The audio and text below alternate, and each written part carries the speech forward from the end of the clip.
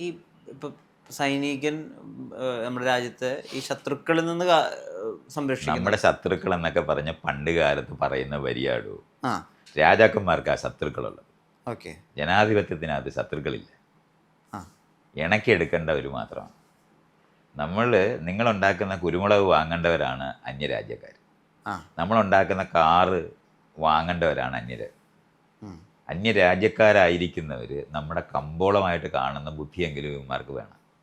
അല്ലാതെ അന്യരെ വെറുക്കാനും അവരെ കീഴടക്കാനും അവരെ തോൽപ്പിക്കാനും നടക്കുന്ന പഴയകാല ബോധത്തിനെയാണ് ദേശീയതെന്ന് പറയുന്നത്. അതിനെയാണ് പണ്ട് രാജാക്കന്മാരുടെ നീടാത്. അപ്പോൾ ഒരു രാജ്യം വികസിക്കുക എന്ന് പറഞ്ഞാൽ മറ്റു രാജ്യങ്ങൾക്ക് ഭീഷണിയായി മാറിയിരുന്നത് അങ്ങനെയാണ്. ഇന്നങ്ങനെ അല്ല. നമ്മളൊരു രാജ്യം മാത്രമേ ലോകം മുഴുവൻ വികസിക്കുക എന്ന് പറയുന്നതാണ് നമ്മുടെ ആവശ്യം. അതുകൊണ്ട് ദേശീയതയല്ല നമുക്ക് വേണ്ടത്, പട്ടാളമല്ല നമുക്ക് വേണ്ടത്. നമുക്ക് വേണ്ടത് പാലം പണിയുന്നതാണ് ചൈനക്കാർ ചെയ്തുകൊണ്ടിരിക്കുന്നത്. എല്ലായിടവും റോഡ് ഉണ്ടാക്കുകയും പാലം ഉണ്ടാക്കുകയാണ് ചെയ്തുകൊണ്ടിരിക്കുന്നത്. അവരെവിടെങ്കിലും പട്ടാളത്താവളങ്ങൾ ഉണ്ടാക്കുന്നുണ്ട്.